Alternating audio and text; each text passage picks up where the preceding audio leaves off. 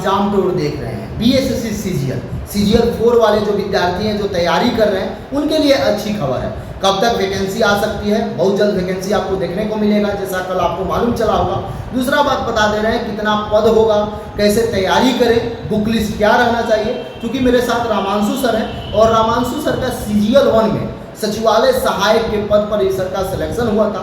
Sir कई साल काम किए, उसके बाद छोड़कर आप लोग के सेवा में लगे। सर आपका स्वागत है एग्जाम में। बहुत धन्यवाद अभिषेक जी। सर ऐसे हम लोग चर्चा करना है ताकि विद्यार्थी को बेनिफिट हो। जो आप सीजीएल में आप जो गलती किए, सिलेक्शन तो हो गया, अच्छा पद मिला आपको, सचिवालय सहायक का पद मिला, विद्यार्थी के लिए क्या बुक लिस्ट होना चाहिए, कैसे वो रिवीजन करें, कौन सा सेट प्रैक्टिस लगाएं, क्या करें, एक एक करके बात करेंगे सर। पहले सर आपका स्वागत है एग्जाम में। धन्यवाद। सर कितना सीट रह सकता है? देखिए, जैसा कि अभी बिहार सरकार जितना तेजी से बोर्ड में काम कर रही है और अभी जो है दरोगाओं की नियुक्ति पत्र जो है बांटे गए, तो उसमें जिस प्रकार की बातें आई, तो जहाँ तक हमें जानकारी है कि सारे विभागों से जो सीजीएल के लिए जो पोस्टें हो सकती थी वो मंगा ली गई हैं और उनका एक लिस्ट तैयार हो रहा है। तो जहाँ तक हमारा अनुमान है कि छठ के बाद ये घोषणा की जा सकती है बिहार एसएससी सीजीएल के लिए, और इसमें लगभग 4 से 4,500 पोस्ट लगभग आ सकते हैं। एक बहुत बड़ी वैकेंसी होगी। और चूंकि इसमें क्या है कि 4200 से लेकर 4600 पे ग्रेड की नौकरियां होती हैं, तो बहुत ही अच्छी नौकरियां हैं ये। तो हमें लगता है कि नवंबर के बाद, या नवंबर मतलब छठ के बाद 15 नवंबर के आसपास बिहार एसएससी सीजीएल के पदों की घोषणा की जा सकती है। 15 नवंबर के आसपास? हाँ, 15 नवंबर के आसपास। सर 4500 के आसपास पद रहेंगे, अच्छा संख्या हो गया चूंकि बड़ी वैकेंसी हो गई। सर विद्यार्थी जो इस बार ग्रेजुएशन कर चुके हैं या इससे पहले किए हुए हैं, जो पिछला बार छट चुके हैं, सभी लोग लगेंगे। और ये इसको मिनी आईएएस बोला जाता है। चूंकि आप बिहार में चले जाएं तो बीपीएससी से कई ऐसे पद है जो बीपीएससी से बेहतरीन है सीजीएल में। यूपीएससी वाले बच्चे भी इसमें आवेदन करते हैं ताकि पहले कोई जॉब हो जाए, उसके बाद हम लोग आगे। क्या बुक लिस्ट सर होना चाहिए, इसका कैसे तैयारी करना? देखिए, दरअसल क्या है कि सचिवालय की जो पोस्ट है, सचिवालय सहायक, तो अपने आप में एक बहुत अच्छी पोस्ट है, क्योंकि आप सचिवालय में ही काम करते हैं और सारे अधिकारियों के बीच में रहते हैं। और उसमें एक जो है प्रमोशन का बहुत ही अच्छा तरीका है, एक बहुत अच्छी सैलरी मिलती है, बहुत अच्छे एनवायरनमेंट मिलते हैं, घर और सब सारी की सारी चीजें मिलती हैं, और धीरे धीरे उसमें प्रमोशन होता है, तो आप एक बहुत अच्छे पद तक पहुंच जाते हैं। उसके बाद साथ साथ क्या है कि और जो पोस्टें हैं, वो पोस्टें भी आपकी 4200 पे ग्रेड की होती हैं। तो इसलिए इसमें कंपटीशन का लेवल काफी टफ होता है, क्योंकि इसमें बिहार एसएससी के बच्चे, मतलब आपके बीपीएससी के बच्चे और यूपीएससी के बच्चे, वो सारी की सारी इस एग्जाम में बैठते हैं। अब इसमें 2 तरह के बच्चे बैठते हैं। एक तो जो इनको मतलब सोचते हैं कि पहले नौकरी पा जाए वो, और दूसरे जो बहुत सारे ऐसे बच्चे हैं जो बीपीएससी में नहीं क्वालिफाई कर पाए, यूपीएससी में क्वालिफाई नहीं कर पाए, तो वो सारे के सारे बच्चे भी इस एग्जाम में बैठते हैं। इसलिए एग्जाम में कंपटीशन का लेवल काफी टफ हो जाता है। और जब भी किसी एग्जाम में कंपटीशन का लेवल टफ होता है, तो उसमें तैयारी के जो है तरीकों को हम लोग को थोड़ा सा एग्रेसिव ढंग से लेना पड़ता है, थोड़ा सा अच्छे ढंग से लेना पड़ता है। तो हमको भी वही सारी किताबें पढ़नी पड़ती हैं जो वो सारे बच्चे पढ़ते हैं। अगर हम चाहें कि सिर्फ सेट प्रैक्टिस करके सिलेक्ट हो जाए तो ऐसा संभव नहीं है। सर बुक लिस्ट में एक एक करके बात करते हैं। पहले ये बात जानना चाहें, क्या ये भी ऑनलाइन होगा या ऑफलाइन हो सकता है? देखिए, जिस प्रकार अभी जो है बिहार सरकार ने ऑनलाइन सेंटर बनाया है, वहां पे कि लगभग 5000 के आसपास के बच्चों का वहां पे एग्जाम कंडक्ट कराया जा सकता है।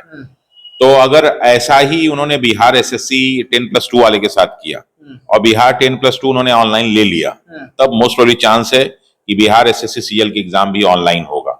अगर वो नहीं ले पाते हैं तो फिर इसका ऑफलाइन ही एग्जाम होगा। सर बुक लिस्ट में आते हैं, history, geography, polity, economy, science करके, उसके बाद सेट पर चर्चा करेंगे। सर शुरुआत कीजिए बुक लिस्ट को लेकर। देखिए, इसमें बेसिकली क्या है कि एसएससी सीजीएल में 3 प्रकार के जो है पेपर्स हैं। पहला आपका जीके जीएस का पोर्शन है, दूसरा आपका मैथ्स का पोर्शन है, तीसरा रीजनिंग का पोर्शन है। अगर हम जीके जीएस में आते हैं तो सबसे पहले हम हिस्ट्री शुरू करते हैं। हिस्ट्री के लिए मार्केट में बहुत सारी बुक हैं, लेकिन मुझे जो सबसे अच्छी लगती है और सबसे बढ़िया किताब है जिससे एग्जाम में आपके 99% क्वेश्चन सॉल्व हो जाते हैं, वो है आपका एसके पांडे का। ये प्रयाग पब्लिकेशन की किताब है जो इलाहाबाद से आती है। तो एसके पांडे का आप हिस्ट्री लीजिए, बहुत अच्छी किताब है। उसमें सारे के सारे पॉइंट्स भी दिए हुए हैं और प्लस कॉन्सेप्ट भी दिया हुआ है और उससे आधारित क्वेश्चंस भी दिए हैं प्रीवियस ईयर्स के। दूसरा, अगर हम बात करें ज्योग्राफी के, तो ज्योग्राफी में जो सबसे अच्छी किताब मार्केट में आती है वो महेश बटवाल की आती है, क्योंकि उन्होंने क्या किया है कि 6 से लेकर 12 तक का जो था एनसीईआरटी का पोर्शन है वो तो उन्होंने कवर किया है। साथ ही उसमें जो भी कुछ नया एडिशन वो डाल सकते थे वो भी डाले हैं। तो ज्योग्राफी के लिए महेश बटवाल की किताब बहुत अच्छी है। अगर हम बात करते हैं पॉलिटी की, तो पॉलिटी में तो जैसे लक्ष्मीकांत बहुत मोटी किताब है, उसको पढ़ना सबके लिए संभव नहीं है। तो इसलिए बेहतर यह है कि एक अरिहंत की जो है एनसीईआरटी बेस्ड नोट्स आता है, एनसीईआरटी नोट्स आता है। अगर वो किताब आपको मिल जाए, बहुत महंगी किताब नहीं है, तो वो अपने आप में बहुत अच्छी किताब है, क्योंकि उन्होंने एनसीईआरटी बेस्ड उसमें भी लिया है और प्लस उसमें और भी बहुत सारे नए नए फैक्ट्स को उन्होंने डाला है जो प्रीवियस ईयर्स क्वेश्चंस में आते हैं। तो आपका जो पॉलिटी भी कवर हो गया। अगर हम बात करें इकोनॉमिक्स की, तो इकोनॉमिक्स के लिए सबसे बेहतर ये है कि जो घटना चक्र का पूर्वावलोकन आता है, प्रीवियस ईयर्स के जो क्वेश्चंस आते हैं उसको सॉल्व कर लीजिए। और प्लस चूंकि इसमें सचिवालय में क्या है कि मोस्ट प्रोबेबली चांस होता है कि बिहार के बजट से भी क्वेश्चंस पूछ दे, बिहार से रिलेटेड बहुत सारी योजनाओं से रिलेटेड प्रश्न पूछ देता है। तो उसके लिए जो करंट अफेयर्स की बुक्स आती है उसमें बिहार स्पेशल इकोनॉमिक्स निकाल लीजिए, तो आपका काफी पोर्शन उसमें कवर हो जाएगा। अब हम आते हैं साइंस की तरफ। तो साइंस में वैसे तो लूसेंट की जो है किताब को एक अच्छा इसलिए माना जाता है ऑप्शन की एक ही जगह सब कुछ उन्होंने दे रखा है, उसमें कुछ थोड़ी बहुत त्रुटियां हैं लेकिन कुल मिला के वो किताब बहुत अच्छी है। तो अगर आप लूसेंट से साइंस पढ़ लें तो आपका बहुत बड़ा पोर्शन वो कवर हो जाएगा। सर साइंस से 25 प्रश्न पूछे जाएंगे, एक अच्छा अमाउंट होता है। क्या एनसीईआरटी भी पढ़ना पड़ेगा या काम चल जाएगा? देखिए एनसीईआरटी में सबसे बड़ी प्रॉब्लम क्या है कि एनसीईआरटी जब हम पढ़ते हैं तो ये नहीं समझ पाते हैं कि इसमें क्या हमें जानना चाहिए क्या नहीं जानना चाहिए। अगर आप एनसीईआरटी पढ़ना ही चाहते हैं तो 9th और 10th की बायोलॉजी पढ़ लीजिए, फिजिक्स केमिस्ट्री पढ़ने की जरूरत नहीं है। फिजिक्स केमिस्ट्री के लिए सफिशिएंट है लूसेंट, और बायोलॉजी के लिए आप जो है वो 9th और 10th की एनसीईआरटी पढ़ लीजिए, तो अपने आप में आपका बायोलॉजी का सारा पोर्शन कवर हो जाएगा। सर 6 to 8 से लेकर 6 to 9 12 तक का अगर पतली सी साइंस की कोई एनसीईआरटी आधारित बुक हो तो वो भी ले सकते हैं। हाँ, लेकिन वही कि उसमें पढ़ना बहुत ज्यादा हो जाएगा, तो इसीलिए उसके लिए लूसेंट हम जो है सबसे गाइड करते हैं कि भाई जो है आप जो है फिजिक्स केमिस्ट्री लूसेंट से पढ़ लीजिए और बायोलॉजी का पोर्शन आप जो है 9th-10th की एनसीईआरटी से देख लीजिए। अब फिर हम आते हैं करंट अफेयर्स में। तो करंट अफेयर्स से मार्केट में बहुत सारी बुक्स हैं, उसमें अगर हम देखें तो एडिटोरिया बच्चों की पसंदीदा बुक है। फिर उसके बाद जो है फूल पत्ती वाली किताब आती है गौरव सर की, लेकिन वो क्या है कि वो वन डे एग्जाम बेस्ड होता है, तो उसमें बहुत सारे फालतू चीजें भी दे रखे हैं क्योंकि उनको रेलवे भी कवर करना है, एसएससी भी कवर करना है, एसएससी जीडी कवर करना है। उसके बाद जो है स्पीडी हो गया, रुक्मिणी की जो बुक आती है करंट अफेयर्स की वो, और जो घटना चक्र देता है वो, तो घटना चक्र का जो है तरीका बड़ा अच्छा रहता है क्योंकि उसमें कॉन्सेप्ट भी पूरा देता है और इसमें इस तरह के एग्जाम में इस तरह के प्रश्न पूछे जाते हैं। साथ ही साथ जो है मैं हर महीने बच्चों को प्रतियोगिता दर्पण भी पढ़ाता हूं, तो बच्चे उसको भी फॉलो करते हैं। तो इनमें से कोई भी दो अगर आप फॉलो करते हैं तो आपके कॉन्सेप्ट भी मिल जाएंगे और प्लस आपको फैक्ट भी मिल जाएगा, तो उससे आपका करंट अफेयर्स का मैक्सिमम पोर्शन कवर हो जाएगा। अब हम बात करते हैं मैथ की। तो मैथ के लिए आर.एस. अग्रवाल अपने आप में सफिशिएंट है क्योंकि मैथ बहुत टफ नहीं आता है, इसमें नॉर्मल मैथ आता है। और रीजनिंग के लिए मार्केट में जाएंगे तो रीजनिंग जो है आपको एसएससी और रेलवे बेस्ड रीजनिंग आती है, तो उसके लिए रुक्मिणी पब्लिकेशन की किताब आती है, उसमें से कोई भी चैप्टर वाइज देख लीजिए, जो भी आपको बेहतर लगे उसको ले लीजिए। तो इसमें क्या होगा कि आपके सिलेक्शन के 99% चांस हो जाएंगे। सर बच्चे एक अपने रूम पर बैठ के या किसी संस्थान में टेस्ट देते हैं, रूम पर बैठ के यदि कोई टेस्ट दे रहे हैं या घर पर बैठ के तैयारी कर रहे हैं, उनके लिए सेट प्रैक्टिस क्या सुझाव? देखिए सेट प्रैक्टिस में क्या करते हैं बच्चे ना कि किसी टीचर को पकड़ लेते हैं और उसी के यहाँ बार बार जाते हैं, तो ये बहुत अच्छा नहीं माना जाता है क्योंकि जब आप जो है 10 बार 20 बार 50 बार जाएंगे तो आप उस टीचर के सारे टेस्ट के तरीके को पहचान जाएंगे। तो फिर आप जाएंगे तो उसके बहुत सारे, मैंने देखा है बच्चों को किसी स्पेशल टीचर के पास जाते हैं तो 100 में से 95 सही करके आते हैं, 90 सही करके आते हैं, लेकिन वही जब दूसरे टीचर के यहाँ जाते हैं तो 60 करना भी मुश्किल हो जाता है। इसलिए बेहतर है कि टेस्ट के लिए वो अलग अलग टीचरों के टेस्ट पेपर को लें, अलग अलग बदल के लेते रहिए ताकि आपको मालूम चलेगा कि मार्केट में चल क्या रहा है। ऐसे में क्या है कि सिर्फ आप एक ही को फोकस कर पाते हैं, बाकी सब आपसे छूट जाते हैं। दूसरा क्या है कि मार्केट में अगर आप जाएंगे तो भी एडिटोरिया सेट प्रैक्टिस निकाल देगा, रुक्मिणी का सेट प्रैक्टिस आ जाएगा, इसके लिए घटना चक्र वाले भी अपना सेट प्रैक्टिस देते हैं।